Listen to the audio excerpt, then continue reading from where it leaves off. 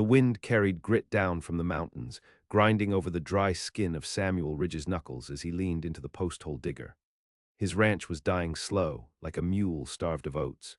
Each year the ground turned meaner and the sky rained less. He worked alone now, no hired hands, no sons to lift the branding iron, no wife to patch his shirts or hush the ghosts that came with the night. Her name had been Ada. He never spoke it anymore. The sound of it stuck like a splinter in his throat. Fever took her in spring 2 years back, right after she birthed their stillborn daughter. Samuel hadn't wept at the graveyard, just stood there with his hat crushed in his hand, while red clay caked his boots and the parson's voice rang hollow against the hills. Since then the cabin had stayed quiet. Just the horse's breath in the barn, the shuffle of his own footsteps, and the dry whisper of wind. That June, the cattle market collapsed and 3 heifers died in a single week from some gut rot he couldn't cure. He thought about selling out, but sell to who? The banker in Abilene offered a laughable sum, and Samuel wasn't built for town life. He'd die in a saloon fight or of boredom, so he stayed, dug his hands into the land, nursed grudges like they were kin. Then came the letter, torn and creased, delivered by a boy from Dry Bluff who handed it over with a sneer like he knew better. Samuel read it 3 times at the edge of the pasture before folding it into his coat. It was from the widow Sims, who ran a halfway house for displaced girls in Missouri. She wrote that one of her charges, a 23-year-old orphan named Eliza, had no family, no means, and no prospects. She didn't speak not from muteness, but a silence that grew out of trauma. She was plain, obedient, and needed a home. The widow said she'd be a burden to no one and asked if Samuel might consider her as a helpmate, a wife in name if not in spirit. No dowry, no expectations. Just kindness if he had any left. He waited a week before answering, not because he was considering, but because it felt good to be asked. He said yes with no flourish, just a sentence scratched onto the back of a feed receipt. He offered to cover her rail fare and said she'd find the ranch easily enough, the only cabin for miles off the North Fork Road. That was all. Eliza came 3 weeks later on the early morning train. Samuel rode in to meet her, wearing his cleanest shirt and a pair of stiff boots he hadn't broken in since Ada's funeral. The platform was near empty. The town's telegraph operator dozed behind the window. The only other soul who stepped down from the train was a girl so still and pale she looked carved from wax. She wore a gray dress too thin for the wind and carried a satchel that looked older than her. Her eyes, wide and gray, settled on him but gave nothing away. No fear, no gratitude, no plea. He nodded, tipping his hat. Eliza. She gave a short nod and stepped toward him. That was all. They didn't speak on the ride home. She held her satchel in her lap and looked out over the sage. He thought about saying something, about how the land was tougher than it looked, about how nights dropped cold and wolves still circled the hills. But nothing came. His voice felt rusted shut. At the cabin, he showed her the spare room, Ada's old sewing room cleared of all but the iron bed and a single chair. She touched nothing, just sat, hands folded, her silence a thing with weight. He made stew that night, thick with beans and dried elk meat. She ate with small motions, precise, barely making a sound. Afterward, he laid her a blanket near the fire and said she could take the bed if she wanted. She shook her head once, slept near the flames like a dog cast out. He didn't ask what had stolen her voice. He didn't want to know. Days passed like that. She followed him out to the fields, helping with mending fences and boiling wash. She never shirked, never asked. She slept light, walked soft, and flinched at thunder. Some nights he'd see her standing barefoot outside, staring into the dark as if waiting for something. Her hair would whip across her face, her hands clasped at her sides. When he called her back in, she obeyed without question. In July, he offered to make it legal, not out of love, but so her name would mean something if anything happened to him.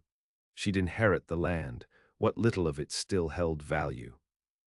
He said it plain, don't want no preacher, just the paper. Courthouse is an hour's ride. We go, we sign, you'll be Mrs. Ridge. She stared at him a moment, then nodded. They married that Friday with only the clerk to witness. Her hand was steady on the ledger. When she wrote Eliza Sims Ridge, it was the first time he saw her fingers tremble. He didn't kiss her, just tipped his hat again and led her out. That night something shifted in the house. She took the bed and he took the floor without protest. In the silence, they listened to the coyotes wail down in the draw, a sound like grief uncoiling. He didn't reach for her, didn't dare. Whatever wound she carried, it ran deep, and he knew better than to press. Still, the cabin didn't feel quite so hollow. Her presence, quiet as it was, filled the cracks. She started carving small things in the evenings, figures from scrap wood, animals mostly. She left them near the hearth, a coyote, a bird with folded wings, a horse mid-gallop. He never saw her working, just found them like offerings. He thanked her once. She didn't look up, but her hands stilled, then resumed. By August, the rains came late. The roof leaked. One of the mules went lame. He watched her from the barn where she sat beneath the eaves, hands in her lap, lips moving silently. Not prayer, not madness, just memory. That night he asked her a question. Does it ease whatever's in you? She turned to him. For the first time, she didn't look away. The firelight flickered across her face, and he saw in her eyes a long trail of hunger, of loss so layered it made his own seem small. She opened her mouth, and for a moment he thought she might speak. Instead, she shook her head, then laid down with her back to the door. He didn't press again, didn't have to. In the weeks to come, strangers would arrive, men with sharp eyes and louder spurs. Questions would follow, so would fire. But for now, the land held still. And Samuel Ridge, widower, found himself bound to a woman who said nothing, but knew more about survival than he ever would. The first man came in September, just after sunrise, riding a roan gelding with a knot of blood on its flank and a rifle strapped high to his saddle. Samuel was in the north field mending a break in the fence where elk had trampled through in the night. He heard the hooves before he saw the shape, and by the time he stood, the rider had already crossed the boundary without asking. Samuel didn't wave, didn't reach for his own rifle, though it was leaned against a nearby post.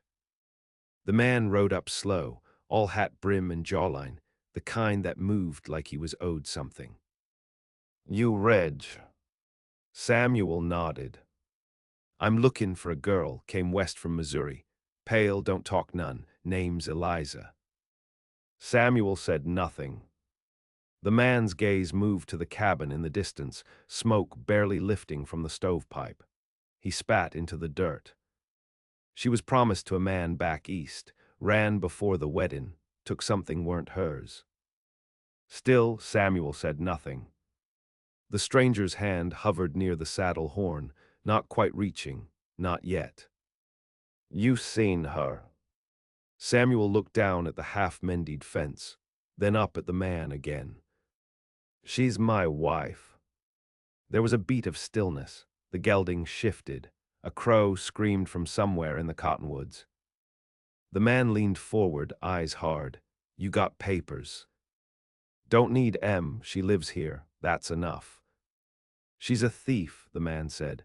Brought shame to a good family. You do well to send her out 'fore worse comes knockin'. Samuel reached for the fencing tool beside him. Not fast, just steady. She's Ridge now, he said. That name carries weight here. The man didn't answer.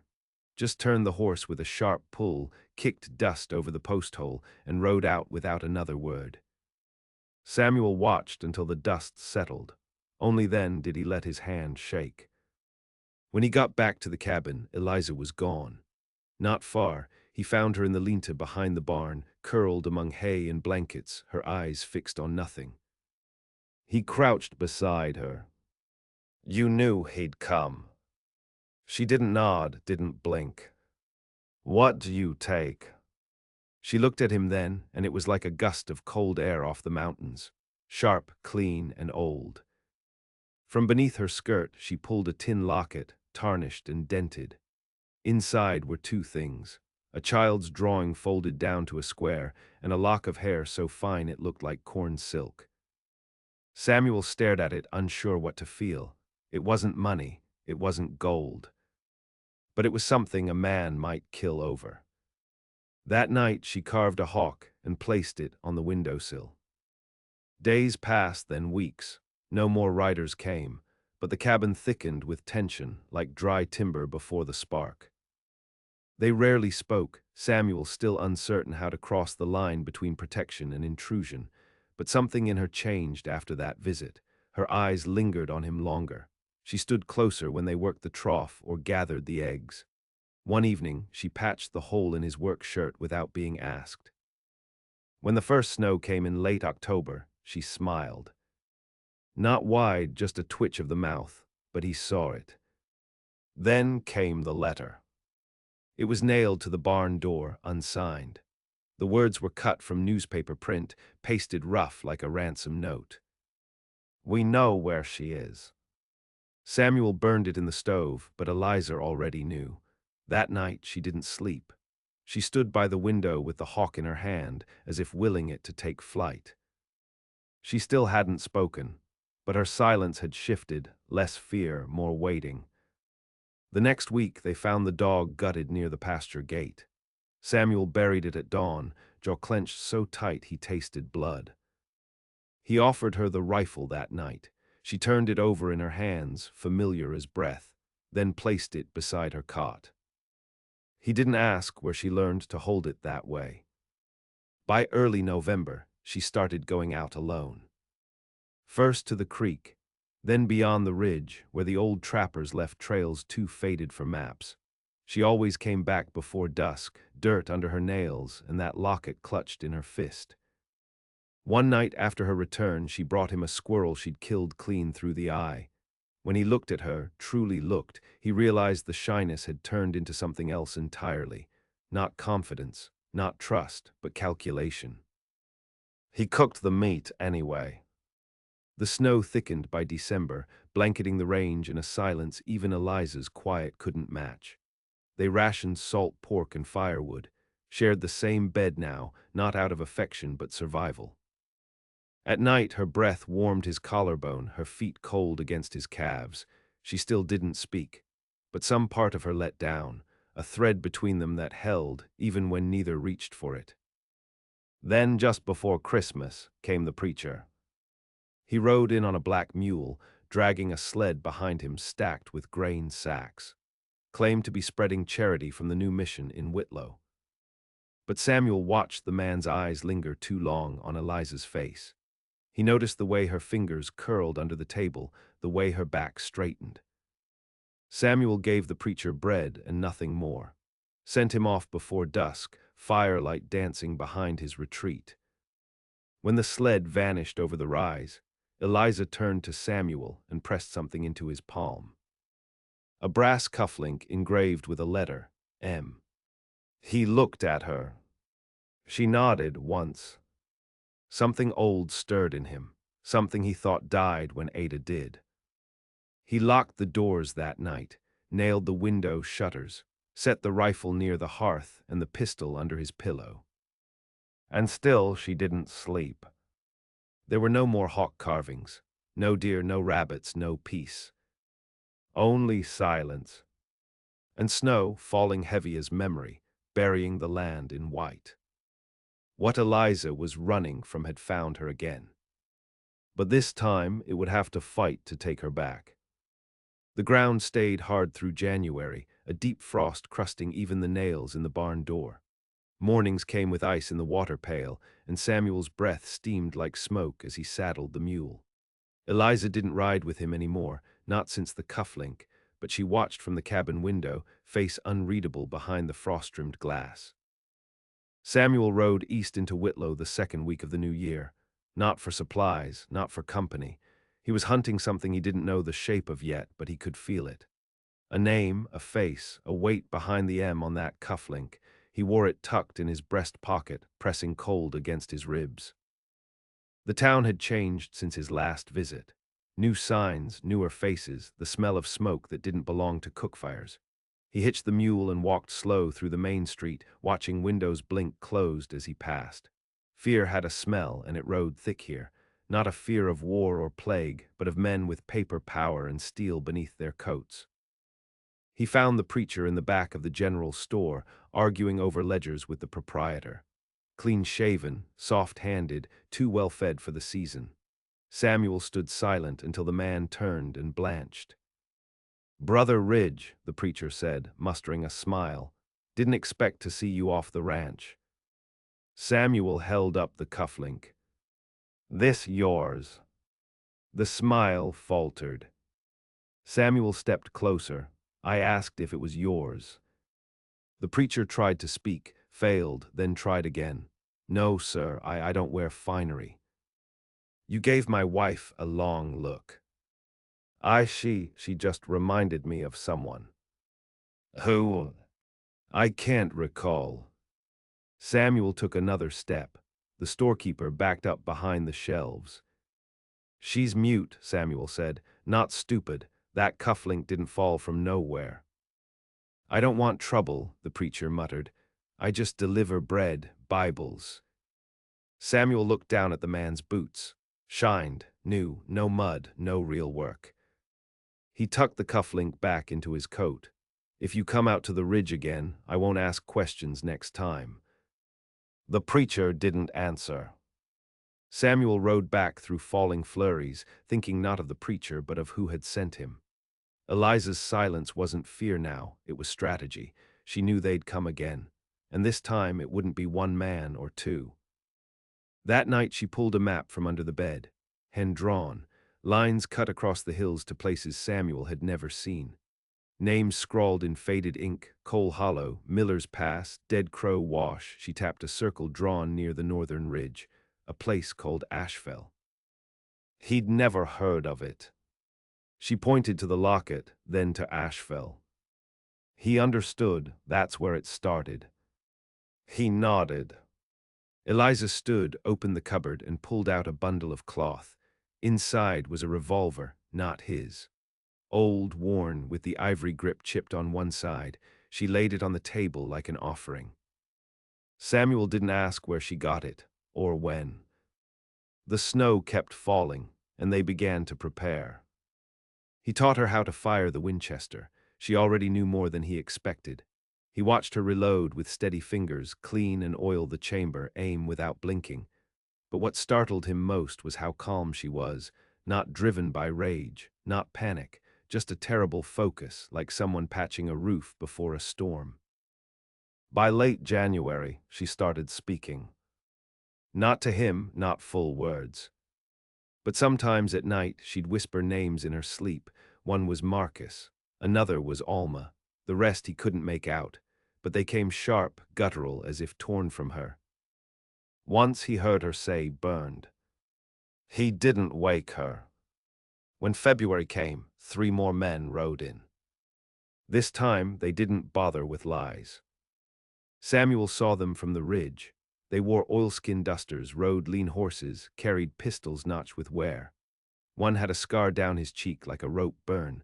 Another had hands too fine for ranching, soft knuckles, manicured nails. They dismounted without knocking, came to the door like they'd paid for it. Samuel met them at the threshold.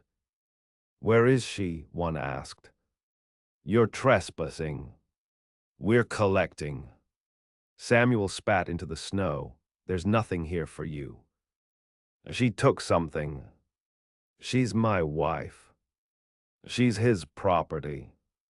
Samuel cocked the rifle. "She's mine now, and she stays." The man with the rope scar sneered. "You ready to die over some whore who don't even speak?" Eliza stepped into the doorway behind Samuel, no fear in her, just the same stillness she'd carried since she stepped off the train. The man stepped forward. She raised the revolver and shot him in the throat. He fell to his knees, hands grasping air, blood steaming on the snow. The second man fired, missed. Samuel shot back, hit him in the gut. He screamed, twisted, collapsed. The third man ran. Eliza didn't chase, just stood there, smoke curling from the barrel, breath even. Samuel looked at her.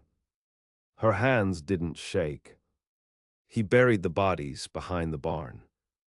They burned the coats, the horses, the saddles. No law would come, not this far out, not for men like that.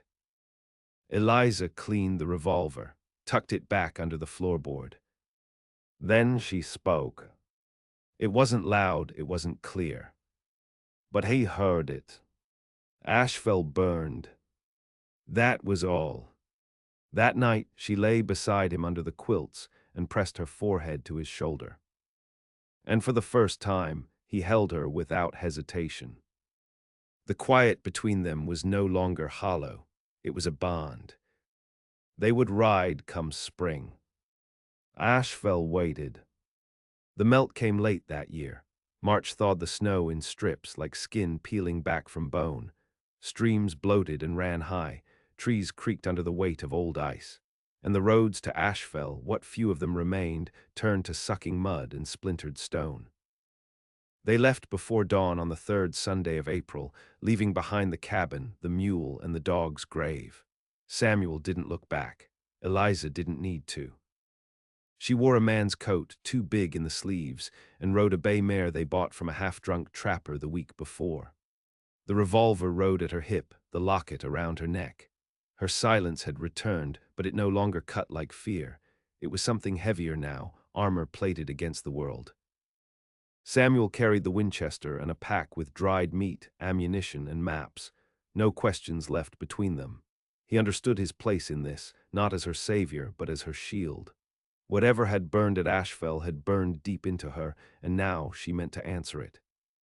The trail north curved through abandoned mining roads, up into the teeth of the hills. They passed empty cabins with half-collapsed roofs, a church gutted by fire, and a bridge sagging into the ravine like a snapped bone. Coyotes shadowed them at night. Once, a pair of riders passed from the east, but one look at Eliza's face, and they spurred on without a word. On the fourth day, they reached a fork. To the left, the long trail to Helena. To the right, a path marked only by a post with no sign. She pointed right. Asheville didn't appear on any map, not anymore. It had been erased in ink, but not in blood. Eliza knew the turns like she'd walked them in dreams. Her eyes never left the horizon. Her hands stayed near her pistol. That night they camped under a dead pine. The air smelled of ash, even though no fire burned nearby. Samuel asked, "You remember it all?" She nodded. He said nothing more. At dawn, the valley opened before them. Asheville, or what was left. A cluster of scorched chimneys jutted from the earth like black teeth. The earth was sunken, hollowed by fire and time. Only one structure stood whole, a low stone building with a collapsed roof and rusted bars over the windows. The church. Eliza dismounted and walked alone. He let her go. She moved slow, as if retracing steps she'd made long ago. Her boots sank into the soft earth. She passed a twisted iron gate, a child's toy rusted into the dirt, and a grave marker with no name. When she reached the church, she stopped. Samuel watched from the rise, rifle slung but ready. No one had followed them, not yet. She stepped through the doorway, broken wood crunching underfoot. Inside, pews lay in piles, blackened. The altar was scorched to charcoal, but the back wall remained. There, carved into the stone, were the names. Dozens of them. Children. Women. One name repeated, Alma. Eliza pressed her hand to the wall. Her shoulders trembled, not with grief, with memory. She turned and walked deeper into the ruin. Samuel waited a long time before following. She stood at a stone basin, burned but intact. Inside was a box, metal, sealed, hidden beneath ash. She opened it with a key he hadn't seen her carry. Inside were papers, names, ledgers, photographs. Samuel saw the truth then. Asheville hadn't burned by accident. It had been erased on purpose. A crime wrapped in silence, in fire, in bought men and buried names. He saw her take one photograph and fold it into her pocket. He saw the locket open once more. This time inside, he saw the same photo. her as a child, held by a woman with dark hair and sad eyes. Alma. Samuel didn't ask what they did to her, what she saw, what she endured, what she survived. The fire told enough. Eliza closed the box, tucked it under her coat. Then she whispered, "They still live." Not a question, a vow. He asked, "You know where?" She nodded. He didn't hesitate. Then we ride. They left Asheville behind like ghosts returning to flesh. The wind kicked up soot in their wake, and the silence between them was no longer a wound. It was a blade. They rode east with no trail to follow but Eliza's memory. Days passed in gray light, and each town they passed bore traces of the rot that had started in Asheville. Orphans vanished from mission houses, names scratched out of church ledgers, land claimed by men with clean hands and red eyes. They stopped asking questions. They started watching. By the time they reached the town of Belmare, summer had begun to press in, air thick with heat, horseflies buzzing like warning drums. Eliza knew the place before they entered it. She rode straighter in the saddle. Her hand stayed near the grip of her pistol. Samuel saw the signs too, a town too quiet for its size, too many polished boots, a house behind a chapel guarded by a man with a split ear and a watch chain thick as rope. That was where they lived now. The men who burned Asheville. The men who took Alma. The men who tried to claim Eliza. They waited 3 days, watched the patterns. One went to the bathhouse each evening at 6. Another visited a brothel every Thursday like scripture. The third, Marcus, the worst of them, never left the house. Eliza didn't rush. She watched, measured, marked. And then she moved. The first man never made it home from the bathhouse. His body was found face down in the trough, neck snapped so clean the undertaker called it mercy. The second man staggered from the brothel alley with his throat opened ear to ear. No one saw who did it. No one asked. The town started to whisper, but none spoke too loud. Samuel waited with the horses, rifle across his lap. He knew the last name on her list, the one that mattered most. Marcus lived in the house behind the chapel. The house with thick shutters and barred windows. Eliza went in alone. She didn't take the front door, she took the roof, climbed with bare hands, dress hitched at the knees. She moved like someone who had once been hunted and learned to become the wolf. Samuel waited. Minutes passed, then a shot. Then another. Then silence. He didn't move. The door opened at dusk. She stepped out slow, hands covered in blood but her face clear. Her eyes met Samuel, and she nodded. Behind her the house burned. Smoke rose in a thick black column, and the town watched but did not run. No one tried to stop her. No one dared. They rode out that night. No words between them, none needed. By the time dawn broke, the sky had turned clean again. The wind smelled like pine. The birds returned. They made it to the old canyon ridge by midday. The same trail Samuel had ridden alone so many years before, when grief had been the only thing at his side. Now she rode beside him. He looked at her, not at the blood or the silence or the pistol still at her hip, but at her spine, straight as iron, and her jaw, calm as dusk. She had spoken little, but her voice had been made clear through fire, through death, through every mile of dust and memory. She was free now, not because the men were gone, but because she had taken something they never understood how to keep. Her name, her vengeance, her breath. They returned to the ridge with nothing but the clothes they wore, the rifle, the revolver, and the box of names. The cabin still stood, empty, quiet. He opened the door for her. She walked in without hesitation. That night she carved again. A flame, a woman's hand, a name. Alma. She placed it on the hearth and sat beside Samuel, her head resting on his shoulder as the fire cracked slow and steady. And though she did not speak, he heard her just fine.